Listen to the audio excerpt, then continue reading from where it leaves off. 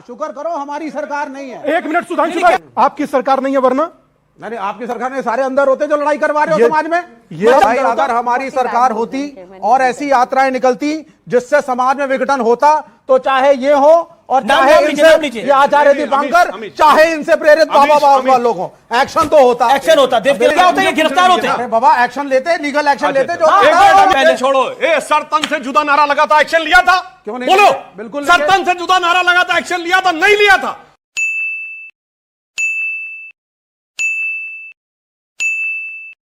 दोस्तों नमस्कार, APK debate में आपका स्वागत है। जब से हिंदू धर्मगुरु दीपांकर जी महाराज और धीरेन्द्र शास्त्री जैसे लोग रोड पर बाहर निकलकर हिंदुओं को जगाने में लगे हैं, तब से सेकुलरिज्म के लिब्रांडो जो है ना, उनका पिछवाड़ा जल रहा है। भाई मजा आया। आज के डिबेट में लिब्रांडो विवेक श्रीवास्तव ने बोल ही दिया कि अगर हमारी सरकार होती तो दीपांकर जी महाराज जैसे गुरुओं को मैं अंदर कर देता।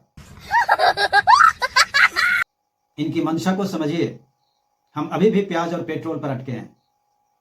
फिर क्या था, अमीश देवगन ने सेकुलरिज्म के बारे में बताया कि सेकुलरिज्म ने कैसे हिंदुओं के पांव में बेड़ी डाल करके रखी है। उसके बाद क्या था, उसके बाद सुधांशु जी महाराज ने लिब्रांडो विवेक श्रीवास्तव को जूते मार मार करके भिगो करके धोया है इसे, जिसे देख करके आपको बहुत अच्छा लगेगा। तो आप इस गर्मा गर्म डिबेट को देखिए और चैनल पे नए हैं तो प्लीज चैनल को सब्सक्राइब करें। आइए देखते हैं। चालू करो बे। चलिए शुरू करते हैं। हमारी सरकार नहीं है। दादा ये गलत है। हाँ, शुक्र करो हमारी सरकार नहीं है। एक मिनट सुधांशु भाई, सुधांशु भाई, सुधांशु एक मिनट धर्म को भी मानना सुधांशु भाई एक मिनट, सुधांशु भाई आपकी सरकार नहीं है वरना नहीं, आपकी सरकार में सारे अंदर होते जो लड़ाई करवा रहे हो समाज में। बाप को भेज, तेरे बस की बात नहीं। ये कौन अंदर होता? क्यों नहीं? कौन अंदर होता? ये जितने यात्रा वाले हैं, मतलब कि हम लोग यार सीधा आप लोगों को लड़वा रहे हैं। हिंदू मुसलमान को एकता की बात नहीं करते। नाम लीजिए कौन कौन अंदर होता? नहीं, ये सारे जितने करवा रहे हैं इन्हीं के शिष्य हैं सारे, इन्होंने ही शुरू किया, यही जन्मदाता है।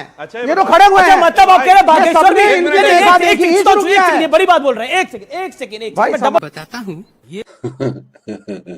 आज को आप क्या कह रहे कौन कौन अंदर होता? कौन कौन भाई अगर हमारी सरकार होती और ऐसी यात्राएं निकलती जिससे समाज में विघटन होता तो चाहे ये हो और चाहे इनसे ये आचार्य दीपांकर, चाहे इनसे प्रेरित बाबा बाबा लोग हो, एक्शन तो होता। एक्शन होता। चुप है होता देवकीनंदन ठाकुर पे भी। नहीं, क्यों गलत क्यों कर रहे हो? क्यों दौड़ रहे हो? ये क्या, इनको क्या होता है?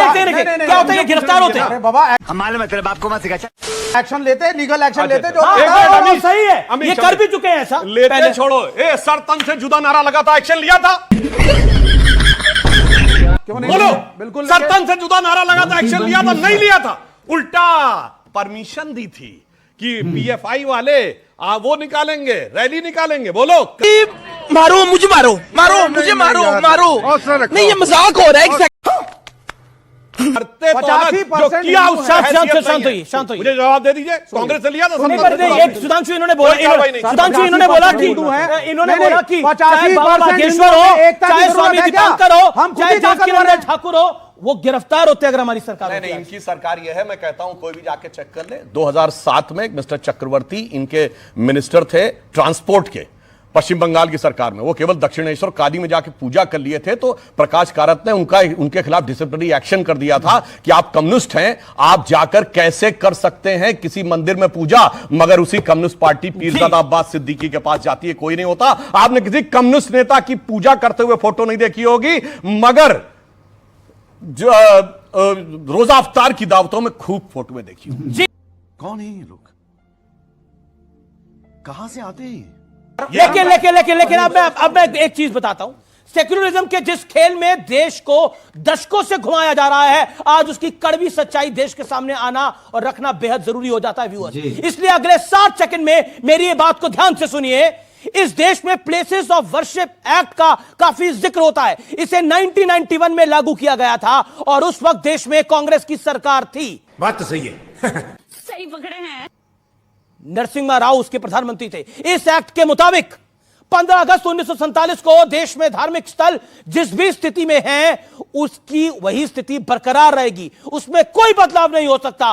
और इस एक्ट से अयोध्या के विवाद को अलग रखा गया था। यानी जो हिंदू ये दावा करते हैं कि आक्रांताओं ने उनके मंदिरों को तोड़कर वहां दूसरे धर्म की इमारतें बनवा दी, उन हिंदुओं के पांव में इस कानून से ऐसी बेड़ियां डालने का प्रयास हुआ जिससे वो भविष्य में कभी अपने धार्मिक स्थलों की सच्चाई पता लगाने की कोशिश भी न कर सके, मांग भी न कर पाए।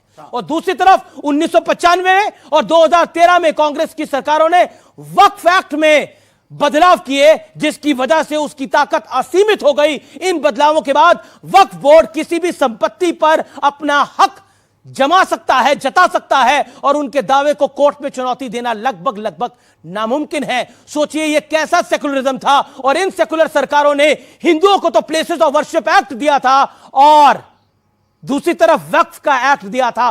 सोचिए सच्चा सेकुलरिज्म क्या है। ये मुझे उम्मीद है दोस्तों कि डिबेट आपको बहुत अच्छा लगा होगा। तो मिलते हैं अगले वीडियो में, तब तक के लिए जय हिंद, वंदे मातरम, जय श्री राम।